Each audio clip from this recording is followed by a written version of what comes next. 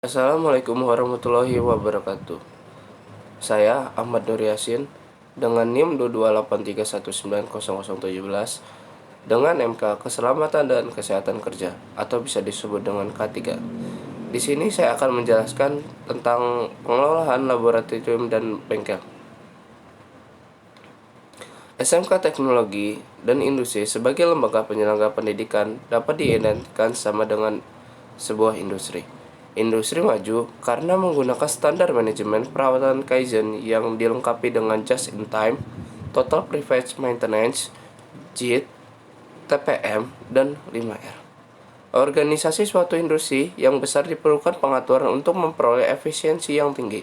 Organisasi dikatakan berhasil jika mampu mengelola sumber daya berupa manusia, dana, waktu, bahan baku, informasi, mesin, peralatan, informasi dan tempat yang efisien serta efektif tanpa mengurangi kepuasan pelanggan, sehingga mampu bersaing dengan lembaga lain yang sejenisnya.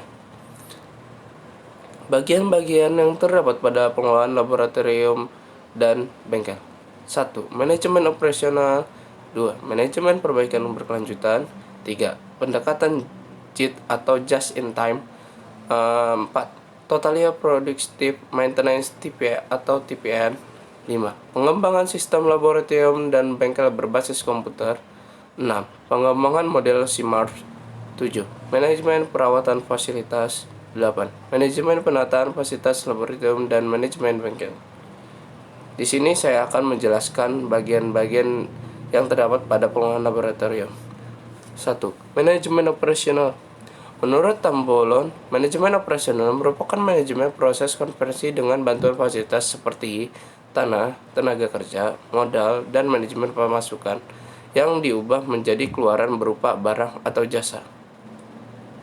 Tujuan dari manajemen operasional. Tujuan ini agar orientasi dapat mempengaruhi kebutuhan dengan baik sehingga output yang dihasilkan sesuai target dan lebih positif di masyarakat, yaitu dengan lingkungan fisik tempat kerja yang lebih aman, sehat, dan nyaman.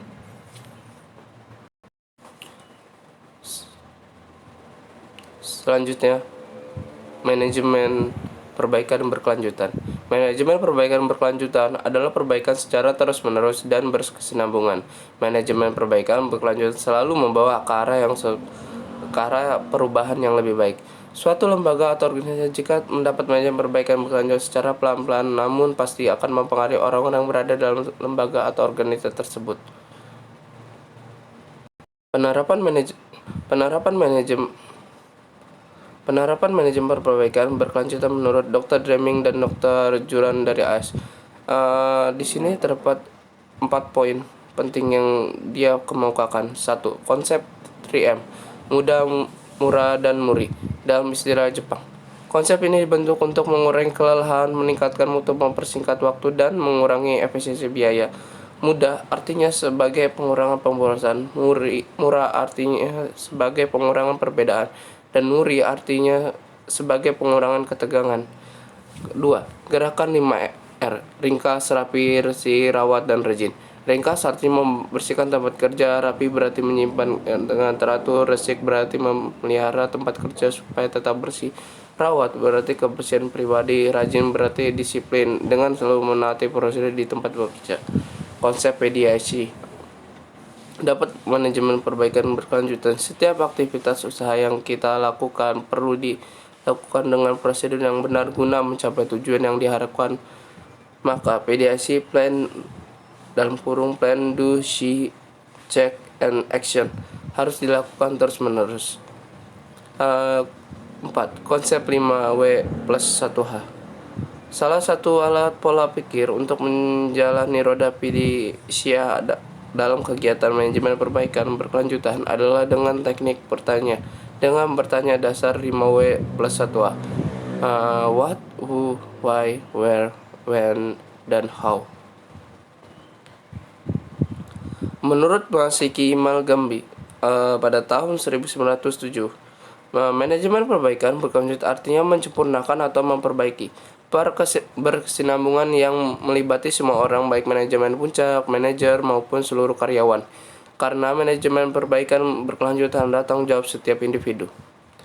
Tujuan manajemen perbaikan berkelanjutan. Tujuan ini ditargetkan untuk mencapai efisiensi serta efektivitas manajemen yang diterapkan dalam suatu organisasi akan menentukan hasil yang akan dicapai oleh organisasi tersebut.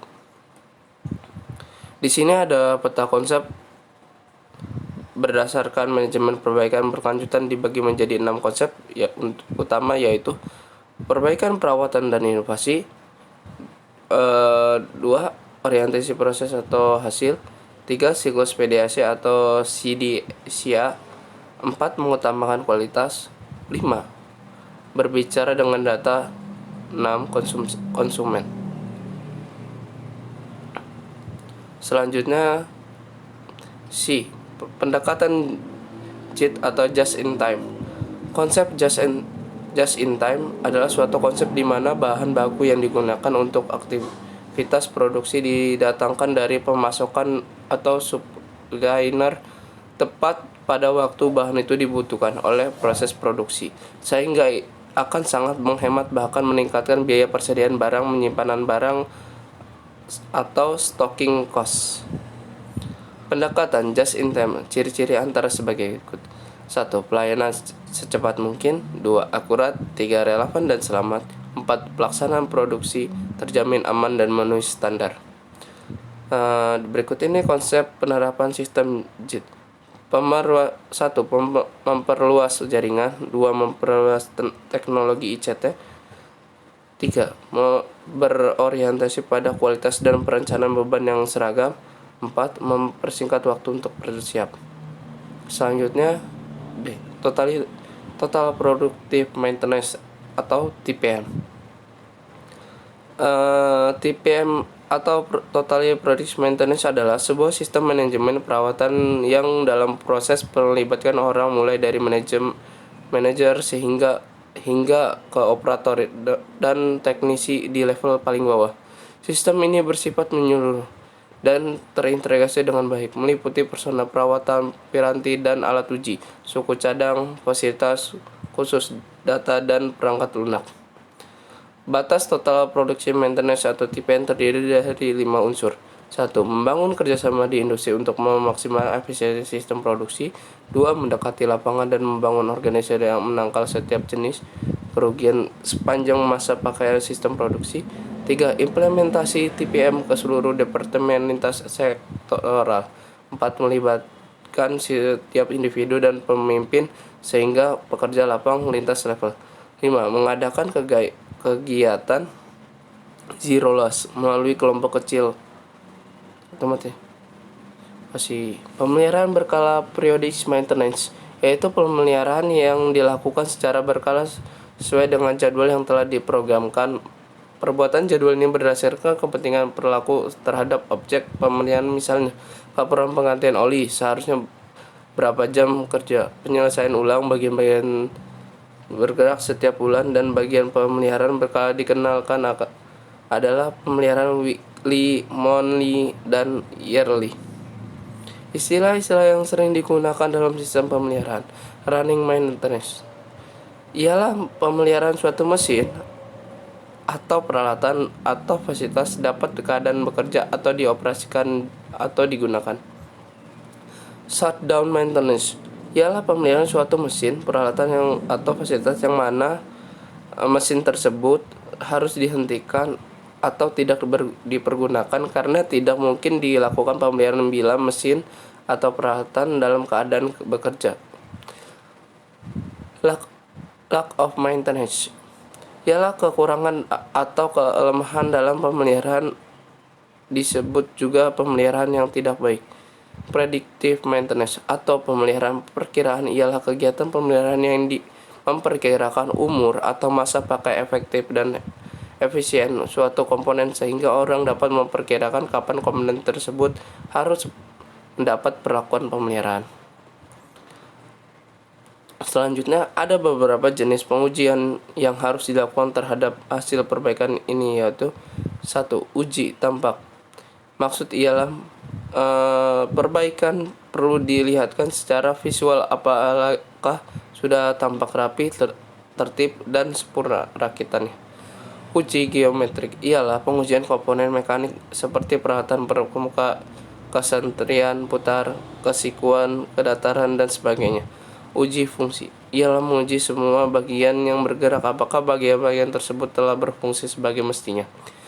4. Ujian jalan atau ujian coba ia menguji terhadap mesin atau alat tersebut selesai diperbaiki, yaitu dengan cara menjalankan mesin sehingga beban penuh. Selanjutnya, perkembangan sistem laboratorium dan bengkel berbasis komputer. SMK pada umumnya memiliki banyak peralatan dan fasilitas yang menggerakkan aktivitasnya. Peralatan dan fasilitas tersebut merupakan fasilitas penting yang mendukung kegiatan operasional SMK. Kehadiran teknologi komputer membuat kita dengan mudah memungkinkan pengembangan sistem informasi manajemen berbasis komputer. Menggunakan teknologi komputer didapat manfaat berupa kemudian menyimpan pengorganisasi dan melakukan pengembangan retrieval terhadap berbagai data. Selanjutnya SIMAF. SIMAF ini bertujuan untuk melakukan perawatan fasilitas yang digunakan untuk membuat jadwal, mengatur aktivitas peralatan fasilitas, monitoring data, dan mengolah informasi fasilitas berdasarkan input data yang menghasilkan report yang dapat digunakan sebagai analisis dan fasilitas. Selanjutnya, modul-modul SIMAF terdiri dari 1. Modul fasilitas inventory merupakan modul aplikasi yang berfungsi untuk menyimpan record data fasilitas atau peralatan yang data tersebut dapat diolah kemudian untuk kegiatan perawatan fasilitas. 2. Modul consumable goods merupakan modul aplikasi yang pengolahan data stok, spare part, barang-barang habis pakai, dan data permintaan perbaikan yang dilakukan oleh user. 3. Modul fasilitas maintenance merupakan modul yang melakukan proses penting dari perawatan atau maintenance fasilitas. Proses perencanaan perawatan fasilitas dilakukan sesuai dengan kategori dan prosedur perawatan untuk masing-masing fasilitas. Selanjutnya, pengembangan model SIMAF. Kehadiran teknologi komputer dengan kekuatan proses telah kemungkinan pengembangan sistem informasi manajemen menggunakan teknologi komputer intensi dapat membangun sistem informasi manajemen yang handal dan berpengaruh secara signifikan terhadap kinerja instalasi tersebut secara keseluruhan. Metode perancangan. 1.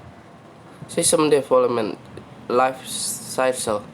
Pengembangan suatu sistem informasi manajemen atau SIM dapat dipandang sebagai suatu organisme hidup yang bersifat siklus lahir, tumbuh, menjadi dewasa, fungsi, dan artinya mati, sehingga dibuat suatu proses pengembangan SIM yang disebut sebagai siklus kehidupan sistem. 2. Definisi CLC. CLC adalah sebuah metode yang digunakan untuk mengembangkan suatu sistem informasi berbasis komputer. 3. Tahapan siklus hidup. Tahapan dalam siklus terdiri dari perencanaan, perancangan, penerapan, dan penggunaan. 4 tahapan awal yang digabung secara bersama-sama disebut dengan CDLC. Data Flow Diagram. Menurut Prisma tahun 1997, DFD adalah sebuah teknik grafik yang menggambarkan aliran transformasi dan informasi yang diaplikasikan pada saat data bergerak dan inputnya menjadi output. 5. Skema dan Interrelation Diagram (IRD). Skema adalah gambaran dari suatu relasi yang dilanjutkan dengan nama pasangan-pasangan atribut dan domain. Dan menurut Broch tahun 1994 adalah sebuah diagram yang menggambarkan model penghubungan dan relasi antara data di dunia nyata menggunakan sejumlah perangkat konseptual. Selanjutnya, G. Manajemen perawatan fasilitas. Secara umum, profil manajemen perawatan dan penataan fasilitas di bengkel atau laboratorium SMK dapat digambarkan dalam beberapa program kegiatan ditinjau dari ketersediaan dan dukungan dokumen. Terdapat beberapa aspek manajemen administrasi, organisasi, pendanaan sumber daya manusia, teknik operasi, pelaksanaan, dan aspek perbaikan berkelanjutan. Prinsip-prinsipnya: 1. Mendepankan mutu. 2. Ketertiban standar stakeholder. 4. Proses selanjutnya. 4. Data sebagai basis kegiatan. 5. Manajemen mutu. Selanjutnya, manajemen penataran fasilitas laboratorium dan bengkel. Produktivitas kerja praktik sangat ditentukan oleh kualitas dukungan fasilitas yang dalam hal ini adalah bahan baku, mesin, peralatan, perkakas, dan lingkungan kerja praktik sangat diperlukan. Produktivitas kerja praktik antara lain adalah beban dan reject, defense, dan human error yang pendukung kualitas hasil kerjanya. Fasilitas tersebut harus dikelola dengan memanfaatkan berbagai elemen sumber daya yang berprinsip koordinatif, integratif, sederhana, sinkron, dan sinergis agar dapat memiliki sumbang dan signifikas terhadap peningkatan kualitas hasil kerja praktik. Mungkin sekian dari saya.